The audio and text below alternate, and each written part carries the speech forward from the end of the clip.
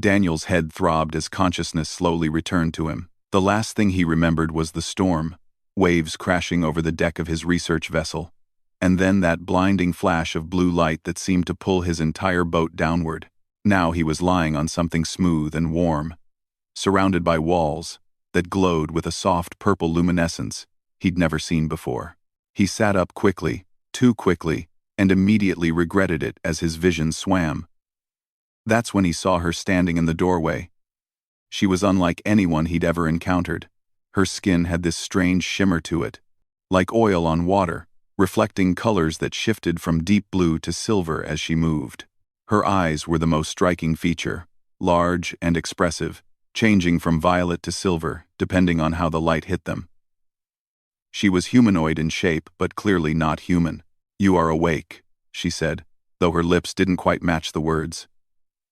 Some kind of translation device, Daniel realized, noticing the small piece of technology near her ear. "Where am I?" Daniel managed to croak out, his throat dry. "You are in my home, within the city of Thesara. Your vessel entered our protected waters during the storm. We had to bring you here before your ship was destroyed completely." Her voice was calm, almost clinical, as if rescuing drowning humans was something she did every other Tuesday. Daniel looked down at himself. His clothes were dry, and he seemed uninjured, apart from a few bruises. "Thank you for saving me. I'm a marine biologist. I was conducting research when the storm hit. I had no idea there was anyone living down here." The woman tilted her head, studying him with those fascinating eyes. "That is the intention. We do not reveal ourselves to surface dwellers. You are an exception because the alternative was your death." She moved closer, and Daniel noticed she moved with an unusual grace, as if gravity affected her differently. "My name is Zara. I am a scholar of ocean ecosystems, which is why I was chosen to care for you while your vessel is repaired." "How long will that take?" Daniel asked, trying to process everything. An underwater civilization. Actual aliens living in Earth's oceans. This was beyond anything he'd ever imagined. 3 to 4 of your days, Zara replied. She gestured around the chamber. "This will be your accommodation during that time." The room was beautiful in its strangeness. The walls seemed to be made of some kind of living coral that provided light. There was a raised platform that he assumed was a bed, covered in materials that looked soft and inviting. Strange plants grew from the floor in one corner, their leaves moving gently despite no visible breeze. "Where will you sleep?" Daniel asked, suddenly realizing the room only had one bed. Zara looked at him with what might have been confusion. "Here, of course. You will share my bed tonight, human, and the nights that follow until your departure." Daniel felt his face heat up. "I appreciate the hospitality, but I can't just share a bed with you. That's not appropriate where I come from." Now Zara definitely looked confused. Her eyes shifted to a deeper purple. "You find my sleeping platform inadequate? I assure you it is comfortable and large enough for 2 individuals." No. It's not that," Daniel stammered. "It's just that in human culture, sharing a bed is something intimate. It's what couples do, people in relationships."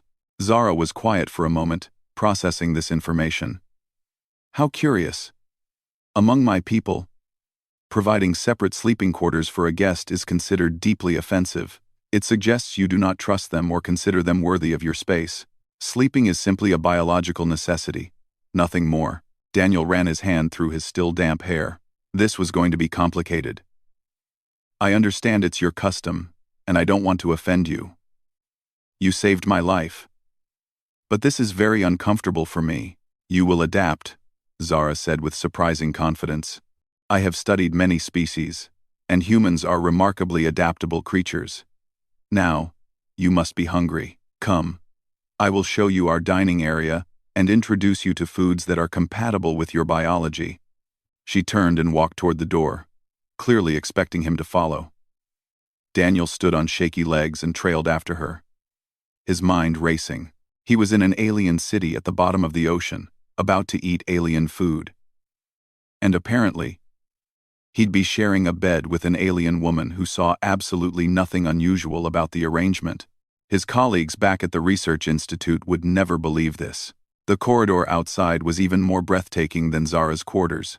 Other beings moved through the hallways, all with that same iridescent skin quality, though each seemed to have slightly different color patterns.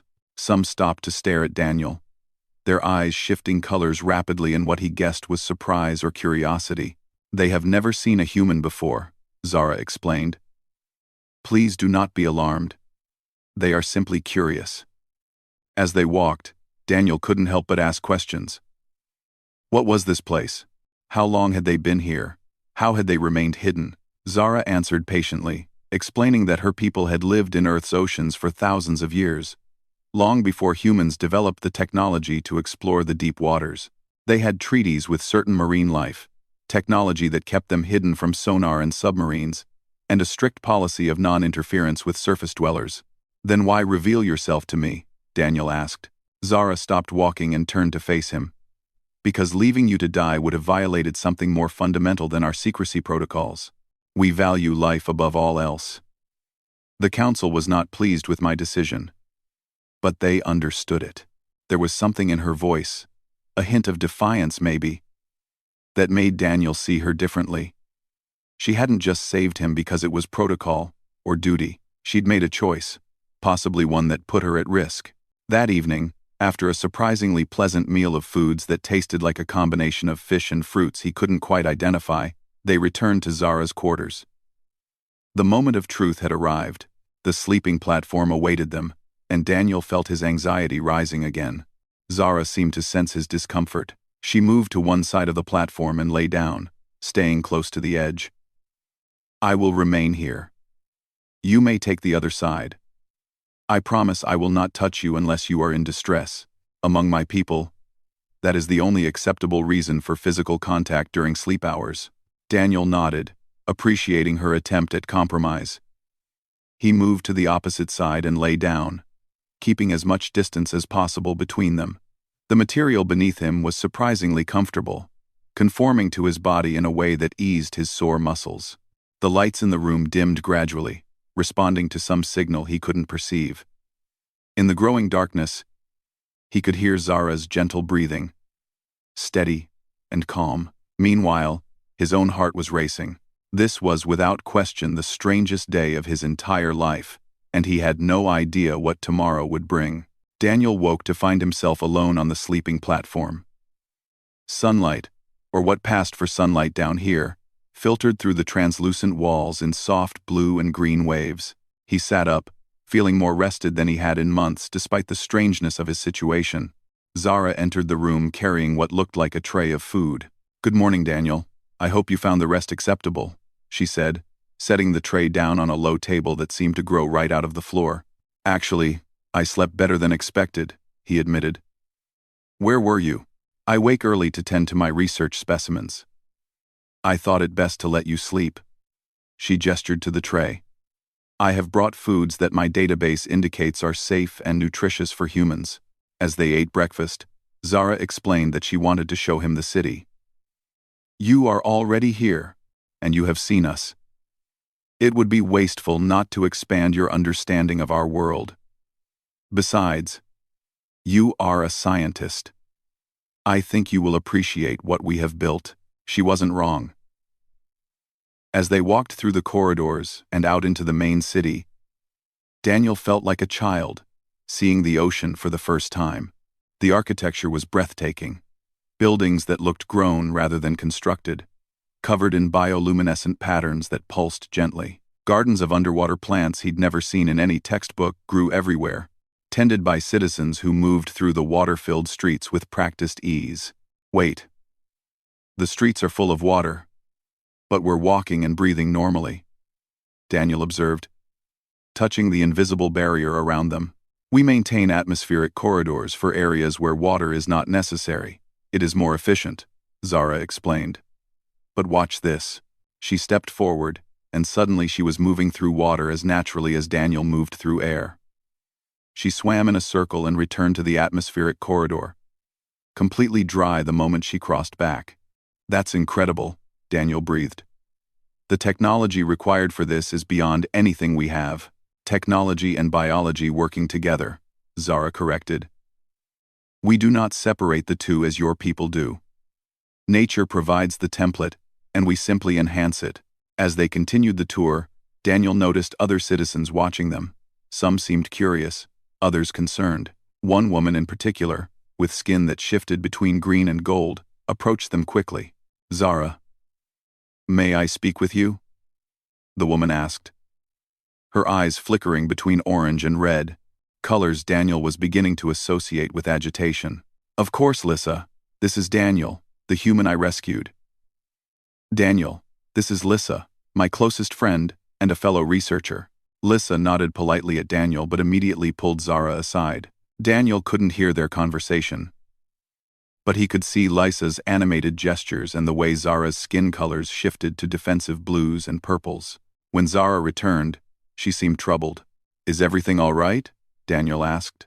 Lissa is concerned that you might misunderstand our customs. She believes I should have explained more clearly about our sleeping arrangements before making such a declaration. Zara paused, her eyes shifting to an uncertain silver. She says that in human culture, sharing sleeping space implies romantic intention. Is this accurate? Daniel felt his face grow warm. Well, yes, generally. But I understand now that it's different for your people. I'm trying to adapt, but you are still uncomfortable, Zara observed. It wasn't a question. A little, Daniel admitted. But I'm managing. I appreciate you trying to accommodate me by staying on your side of the platform. Zara's expression was difficult to read. Among my people, when we share sleeping space, we do so without barriers or distance. The fact that you stay so far away, that troubles me more than I expected. It feels as though you are rejecting the hospitality I offer. I'm not rejecting anything, Daniel said quickly. I'm just trying to be respectful. In my world, physical closeness means something specific. I don't want to give you the wrong impression or make assumptions. They walked in silence for a while, passing through a massive garden filled with the most beautiful coral formations Daniel had ever seen. Finally, Zara spoke again. What if I told you that I want to understand your customs better? That I am curious about why humans attach such significance to these things? Daniel considered this. Then I'd say that for humans, physical closeness is tied to trust and affection. We're cautious about it because it makes us vulnerable. When you share your space with someone, your bed, your home, you're saying you trust them completely. But I do trust you, Zara said, stopping to look at him directly. I pulled you from the wreckage of your vessel. I brought you to my city, risking the anger of the council. I have given you access to knowledge that no surface dweller has ever possessed. If that is not trust, what is? Her words hit Daniel harder than he expected. She was right. She had trusted him from the beginning, completely and without hesitation. Meanwhile, he'd been so caught up in his own discomfort that he hadn't fully appreciated the gift she'd given him. You're right, he said softly. I'm sorry. I've been so focused on my own cultural anxieties that I haven't properly thanked you for everything you've done. Zara's colors shifted to a warm golden hue. There is no need for apology. Cultural differences are to be expected. I simply want you to understand that when I said you would share my bed, I was not making a demand. I was offering you the highest form of welcome my people know. That evening, when they returned to her quarters, the atmosphere felt different. They prepared for sleep with less awkwardness than before. When Daniel lay down on his side of the platform, he didn't press himself quite so close to the edge, and when he woke in the middle of the night and found that they'd both shifted toward the center in their sleep, their hands nearly touching, he didn't immediately pull away. Instead, he lay there in the gentle blue glow of the room, listening to Zara's peaceful breathing, and realized something surprising. For the first time in years, he didn't feel lonely.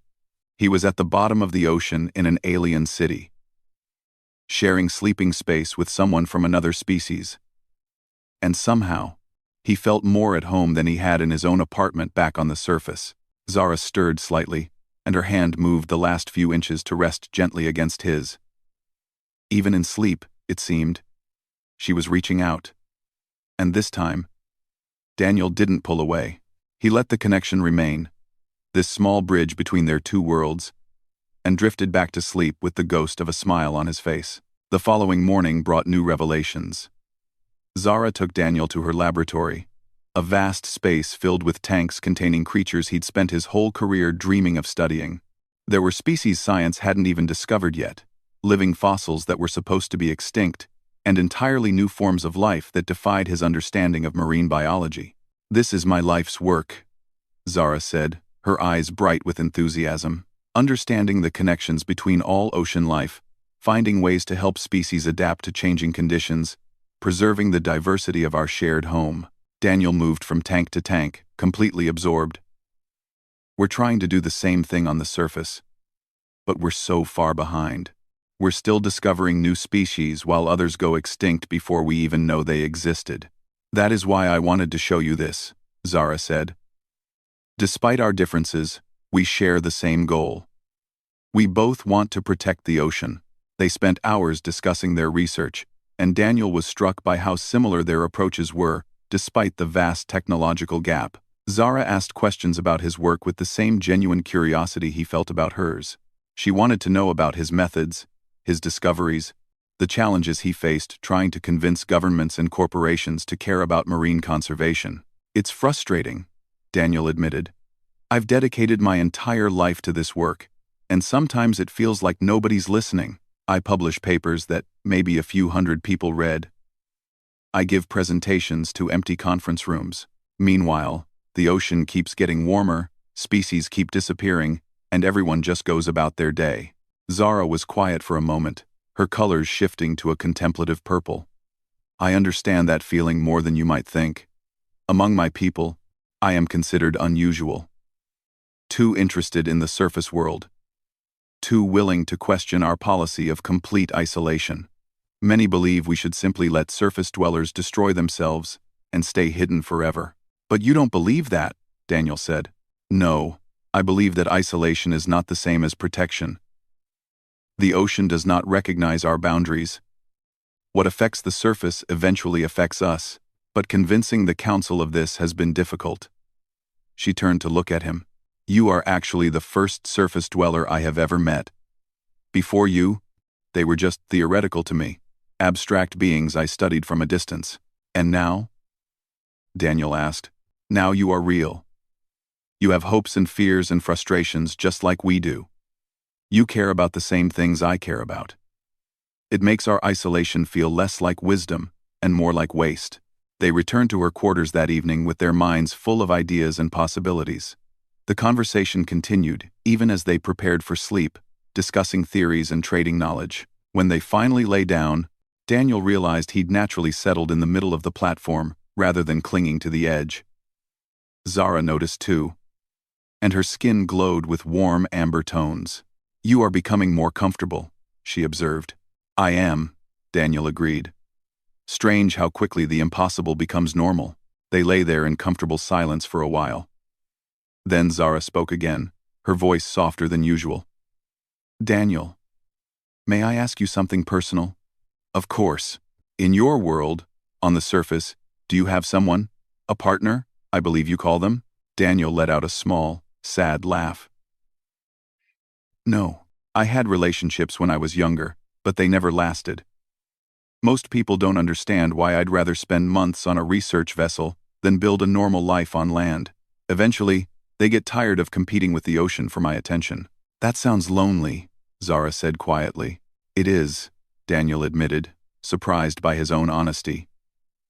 "But I told myself it was worth it. That the work was more important than personal happiness. Now I'm not so sure. What about you? Do your people have similar partnerships?" "We do, though they form differently than yours. We choose companions based on intellectual compatibility and shared purpose rather than romantic feelings. I have never formed such a bond. Like you, I have been told I care more about my research than relationships. Maybe that's why we're getting along so well," Daniel said. "We're both married to our work." Zara turned to face him, and in the dim light, Her eyes were silver and thoughtful. Perhaps. Or perhaps we have simply not met the right individuals before now. The weight of those words settled between them like something physical. Daniel's heart started beating faster, and he wondered if Zara could sense it somehow. Before he could respond, she spoke again. "I had a dream last night," she said. "A nightmare, actually. I dreamed that I had left you in the water. That I had followed protocol and let your vessel sink. I watched you disappear into the darkness, and I felt something break inside me. I have never experienced such distress from a dream before." "Zara," Daniel said softly, not sure what else to say. "When I woke, you were there beside me, breathing and alive, and I felt relief so strong it almost hurt. That is when I realized something had changed. You are not just a guest anymore. You are not just a research subject or a cultural curiosity. You have become important to me in a way I do not fully understand." Daniel felt like the platform was tilting beneath him, though he knew it wasn't moving. Everything in his logical scientist brain told him this was impossible. That he'd known this woman for barely 3 days. That she was literally from another species. But his heart, that stubborn organ that had stayed quiet for so many years, was suddenly very loud. "I don't understand it either," he said finally. "But I feel it too.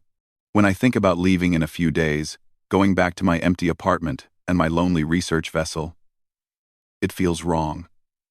Like I'd be leaving something crucial behind." Zara reached out slowly, giving him time to pull away if he wanted to. When he didn't, she placed her hand over his heart. Her skin was warm and smooth, and where she touched him, he could feel a faint vibration, like a pulse that wasn't quite his own. "Your heart beats so quickly," she said with wonder. "Is this normal for humans?" "Only when we're nervous," Daniel said, "or excited, or scared. Sometimes all three at once." "Which are you now?" "All three," he admitted. They stayed like that for a long moment. Her hand over his heart, their faces close enough that he could see the intricate patterns in her skin, like galaxies swirling beneath the surface. Then Zara moved her hand away and settled back on her side of the platform, though the distance between them was much smaller than it had been that first night. "Sleep well, Daniel," she said softly. "You too, Zara." But Daniel lay awake long after her breathing had evened out into sleep. He stared at the bioluminescent ceiling and tried to make sense of what was happening to him. He was falling for her. There was no other word for it. An alien woman he'd known for 3 days had somehow gotten past every defense he'd built over the years. And now, the thought of leaving her felt impossible. When he finally drifted off to sleep, his dreams were full of 2 worlds colliding, of the space between ocean and sky, and of a hand reaching across an impossible distance to touch his heart. Daniel woke to voices outside Zara's quarters. She was already awake, sitting on the edge of the platform with her skin shifting through anxious patterns of gray and dark blue. The moment she saw him stirring, she tried to compose herself, but he could read the worry in her colors now. "What's wrong?" he asked, sitting up. Before she could answer, the door opened, and 3 members of what Daniel had learned was the city's council entered. Their expressions were grave, and their skin colors were stern shades of deep purple and black. "Zara, daughter of the deep waters, you are summoned to stand before the full council," the eldest of them said. "The human's presence in our city has been a subject of much debate. Decisions must be made." Daniel felt his stomach drop. "What kind of decisions?"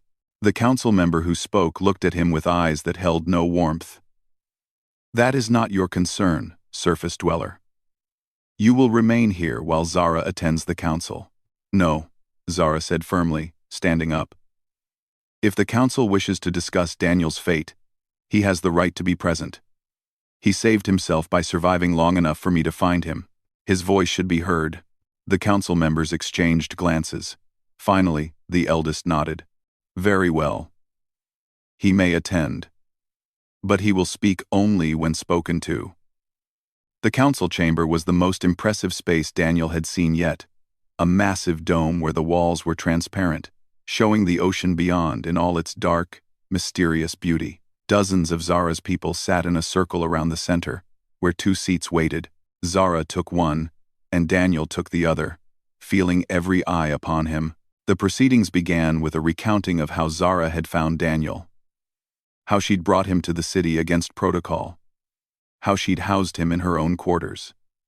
With each point, Daniel felt the weight of what Zara had risked for him growing heavier. Then came the debate. Some council members argued that Daniel's presence, however accidental, represented an unacceptable security risk. Others pointed out that Zara had acted to save a life, which was consistent with their highest values. The discussion went back and forth, but Daniel noticed a pattern. None of them seemed to consider what would happen to Zara if they decided against him. Finally, he couldn't stay quiet any longer. "May I speak?" The room fell silent. The eldest council member nodded slowly. "I understand your concern about secrecy," Daniel began, standing up.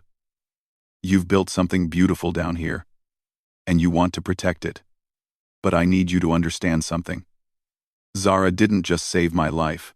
She showed me a different way of seeing the world. She's taught me things that could help both our peoples.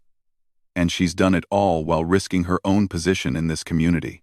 He turned to look at the council members directly. "Whatever you decide about me, please don't punish her for showing compassion. That would be wrong, and I think you know it." One of the council members, a woman with silver-streaked skin, leaned forward. "We are not discussing punishment for Zara. We are discussing what to do with you. The options are clear. Either you return to the surface with your memories of this place removed, ensuring our security, or Zara faces exile for exposing our civilization to an outsider." Daniel felt like he'd been punched. He looked at Zara, who sat perfectly still, her skin pale white with shock. "That's not a choice," Daniel said, his voice shaking. "You're asking me to either forget everything or destroy her life. There has to be another option." "There is," the eldest said quietly. "You could choose to remain here permanently, abandoning your life on the surface. Then there would be no risk of exposure, and Zara would face no consequences. But we suspect a human would not survive long cut off from your own kind." The room started spinning. Daniel sat back down, trying to process what he'd just heard. Forget everything. Condemn Zara to exile. Or stay here forever. Those were his choices. The council gave them time to consider. Daniel and Zara returned to her quarters in silence. Once inside, Zara finally spoke, and her voice was thick with emotion. "You will choose the memory modification," she said. "It is the only logical option. You have a life on the surface. Important work. A world you belong to. I will not let you sacrifice that for me." "And what about you?" Daniel demanded. "You'll just accept exile? Leave everything you know?" "I broke the rules. I knew the risks when I pulled you from the water." Her skin was flickering between colors now, unable to settle. "I do not regret it. Even if I forget you exist afterward, even if they exile me to the far reaches where I will never see another soul, I would make the same choice again." "Why?" Daniel asked, though he thought he knew the answer. Zara finally looked at him, and her eyes were silver with unshed tears. "Because, from the moment I saw you, something told me you were important, not just another surface dweller, not just another life to save. You were meant to be here. I was meant to find you. And these days, we have spent together, have been the most alive I have felt in my entire existence." Daniel crossed the room and took her hands in his. "Then how can you ask me to forget you? How can you think I'd choose a life where you don't exist?" "Because it is the right choice," Zara whispered. "Because you have so much to give to your world. And I cannot be the reason you lose that." They stood there, hands clasped, both knowing that tomorrow they would have to give the council an answer. Both knowing that every option would break something precious and new between them. That night, they didn't discuss sleeping arrangements. They simply lay down together, close enough to feel each other's warmth, and held on to each other like they were drowning. Maybe they were. "Tell me about the surface," Zara said quietly. "Tell me about the sky and the stars and the things I will never see." So Daniel did. He described sunrises that painted the ocean gold and pink. He told her about storms that crashed against the shore with wild power. He spoke of the feeling of wind on your face and rain on your skin. And as he talked, he realized something. All those beautiful things he was describing felt empty without her. The sky was just sky. The stars were just distant lights. What made them beautiful was sharing them with someone who mattered. And Zara mattered, more than anything had mattered in a very long time. "I'm not going to forget you," he said suddenly. "I don't care what the council says. There has to be another way." Zara pulled back to look at him. "Daniel, there is no other way." "Then I'll find one," he said with a conviction he hadn't felt in years. "I'm a scientist. I solve impossible problems. This is just one more puzzle, and I'm not giving up until I figure it out." For the first time since the council's summons, Zara's skin shifted to a hopeful golden color. "You truly would fight for this? For us?" "With everything I have," Daniel promised, and as they held each other in the soft glow of the bioluminescent walls, both of them began to believe that maybe, just maybe, impossible wasn't the same as hopeless. Daniel barely slept. His mind raced through possibilities, discarding each one as quickly as it formed. By the time morning light filtered through the walls, he'd convinced himself there was no solution. Then, as Zara stirred awake beside him, it hit him with sudden clarity. "I have an idea," he said, sitting up quickly.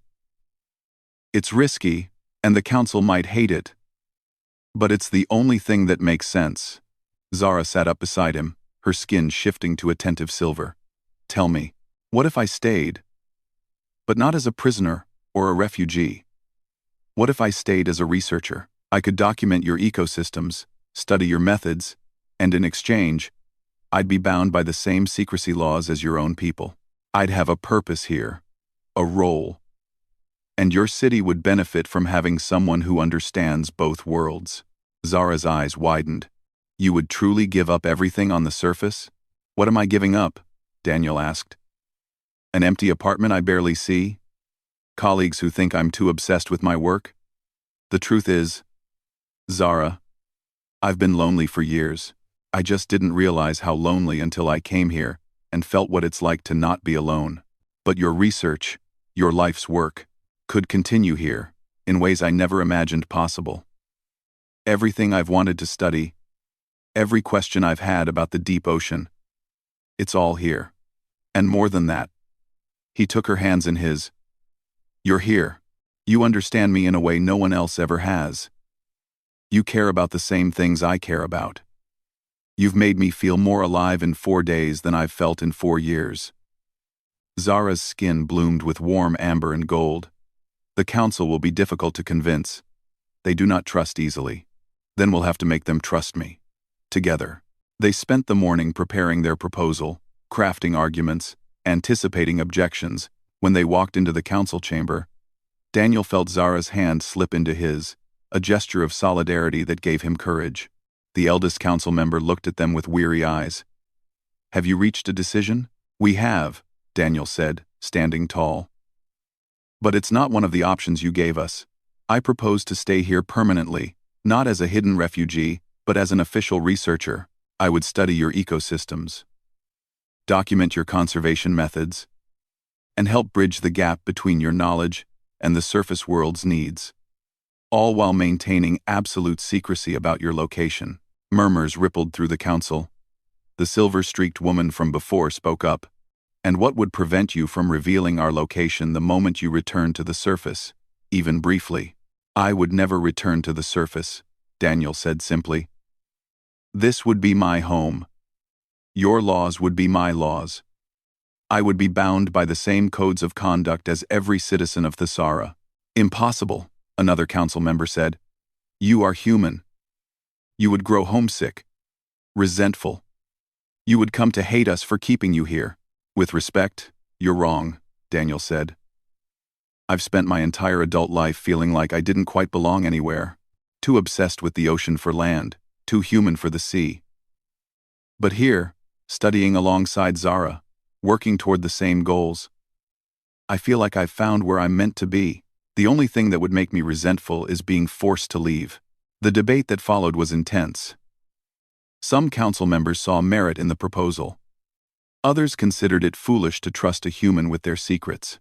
Through it all, Zara stood beside Daniel, adding her own arguments, defending his character, putting her own reputation on the line. Finally, the eldest council member raised his hand for silence. We will agree to a trial period. 6 months. Daniel will work under Zara's supervision, bound by our laws and customs. At the end of that time, we will reassess. If he has proven trustworthy, he may stay permanently. If not, he will undergo memory modification and return to the surface. Zara, you will be responsible for his conduct. Do you accept this? Oh, I do, Zara said without hesitation. And you, Daniel? You understand that if you fail, you will lose not only your memories of this place, but also your memories of Zara? Daniel felt the weight of that consequence, but when he looked at Zara, saw the hope and trust in her eyes, his answer was easy. I understand. And I accept. The council adjourned, and suddenly Daniel and Zara were standing alone in the vast chamber. The weight of what they'd just committed to settling over them. 6 months. Zara said softly. That is not very long to prove yourself to people who have spent thousands of years learning to distrust surface dwellers. Then I'll make every day count, Daniel said. I'll be the best researcher they've ever seen. I'll follow every rule, respect every custom, and show them that not all humans are worthy of their distrust. Zara smiled, her skin glowing with brilliant gold and amber. You have already shown me that. Now, you simply need to show them. That evening, as they returned to her quarters, the atmosphere was different than it had been any night before. The uncertainty was gone. The countdown to an ending had been replaced with the beginning of something new. When they prepared for sleep, Daniel didn't hesitate. He lay down in the center of the platform, and when Zara joined him, she settled close beside him, not touching, but near enough that he could feel the warmth of her presence. I'm scared, Zara admitted quietly. What if 6 months is not enough? What if they decide against you, and I have to watch you forget everything we've shared? Then we'll make these 6 months so meaningful that even if I forget, something in me will remember, Daniel said. And maybe I'll spend the rest of my life on the surface feeling like I'm missing something, searching for something I can't name, until I find my way back here somehow. That sounds sad, Zara said. It does, Daniel agreed. So let's make sure it doesn't come to that. Let's make sure I stay. Zara turned to face him fully. And in the soft light, she looked more beautiful than anything he'd ever seen in any ocean. You said before that sharing a bed means trust and affection in your culture, that it is something couples do. Yes, Daniel said, his heart starting to race. Then you should know that in my culture, we have a similar gesture. When two people decide to build a life together, to work towards shared goals and face challenges as a unit, they perform what we call the soul bond. It begins with a question. What question? Daniel asked, though he thought he knew. Zara's eyes were silver and earnest in the dim light.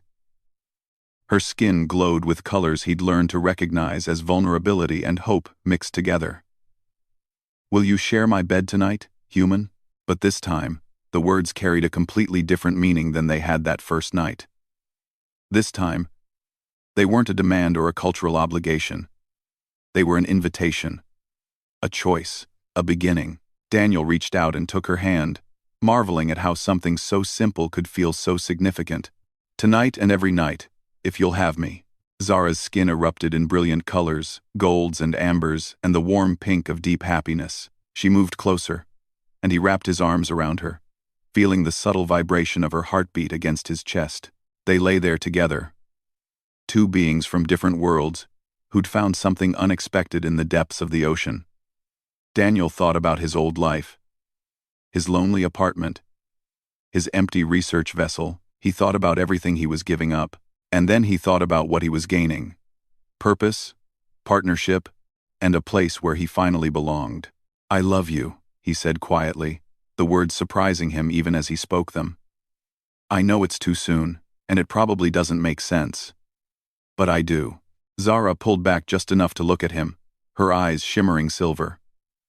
In my culture, we do not use that exact phrase. But we have something similar. We say, "You are my deepest water," meaning you are the place where I feel most truly myself, where I can dive without fear. Risapan. That's beautiful, Daniel said. You are my deepest water, Daniel, Zara said softly. And I will fight for you to stay here, in this place we both love, for as long as the tides flow. Daniel kissed her forehead gently, a gesture that felt right despite their differences. Then I guess I'd better make sure the council sees what you see in me. They will, Zara said with confidence. How could they not? As they drifted off to sleep, tangled together in the soft glow of the bioluminescent walls, Daniel felt something he hadn't felt in years. Peace. Whatever challenges the next 6 months brought, whatever the council decided, he knew one thing for certain. He'd found his home, and he'd found it in the last place he'd ever expected to look, in the arms of an alien woman who'd saved his life and then, somehow, made that life worth living. The ocean outside continued its eternal rhythm, dark and mysterious and full of wonders. And somewhere in its depths, 2 researchers from different worlds slept peacefully, dreaming of the discoveries they'd make together and the future they'd build, one day at a time.